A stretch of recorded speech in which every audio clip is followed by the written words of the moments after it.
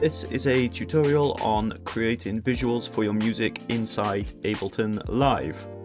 I'm using a suite of Max for Live devices called ZwoBot, and this video is a tutorial on a particular ZwoBot device. So if you're new to ZwoBot, I would recommend you go back and watch some of my earlier videos first, which you can find in my ZwoBot in Ableton tutorials playlist. In this video, I'm going to be talking about this liner module, which creates a line pattern effect on top of your visual.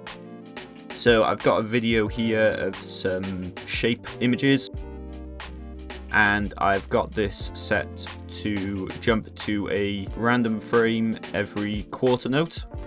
And my liner module is currently off, so I'm just going to switch that on. And you can see already the effect coming into play. So we've got these two dials here, rows and columns, that controls the number of rows and the number of columns of your line pattern. So what it's doing basically is converting this into a bunch of lines. So as I bring the columns down, you can see we're getting less columns, so we've just got 2 there. And as I bring the rows down, we're getting less rows, and then it becomes more dense as you bring it up. And the higher up it is, the more of the original image you're going to see, because obviously the lines are becoming smaller. So that's the rows and column styles. We've got this input pixel scatter button, and if you switch that on, it's going to basically spread the pixels across the whole frame, whereas when it's off, it's only applied to any part of the image that has color. So in this case, the only bit of the image that has color is these shapes.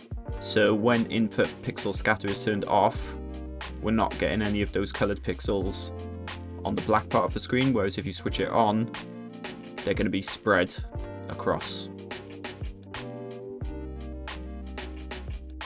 So I'm going to turn that off for now. Speed controls the speed that the pixels change color. So when it's turned right up, it's going to be instant because the color of these shapes is changing. So it's changing with that. Whereas if you bring it down, you'll see that there's more of a fade effect going on. So it's not changing with the underlying video. It's taking a while for it to catch up. So you can create more of a kind of dreamy effect by bringing this speed dial down. And the contrast obviously controls the contrast of the color of the lines. We've also got this T button here. That stands for texture. And what that does is it'll apply the effect as a kind of texture map. So you can still see the underlying video, and it's just going to create this kind of glitchy effect on top of it. And in the bottom left hand corner, we have our usual transparency controls. This controls the overall transparency of the effect.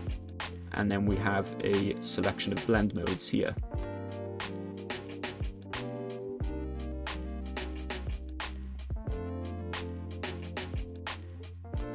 All 4 of these dials have sound reactivity and beat reactivity controls.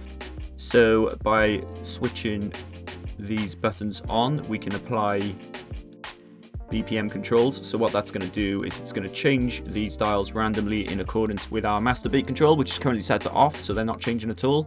But if I turn that on, you'll see now all of these dials are changing every half note in accordance with this. So it's all going to be synced up to the BPM of our project. And we can also apply audio reactivity to them. So I'll just switch this track on first. So this is a song by an artist called John Barnes. The track is called Mythrakes. I'm not sure if I'm pronouncing that properly. It's released on a great record label called Machine Records. I'll put a link to the Bandcamp pages in the description if you want to listen to more stuff from Machine Records, or if you want to listen to this EP, I'll put a link to that as well.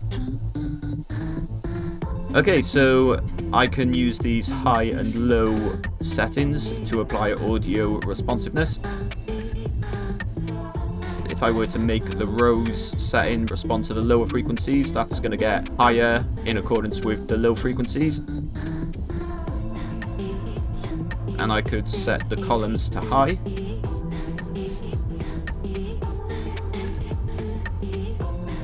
And I could do the same with the contrast.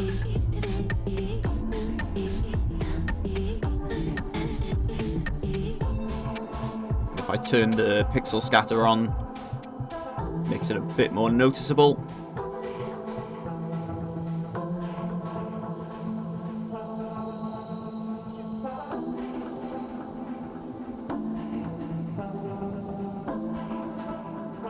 And I could also turn on the texture map effect.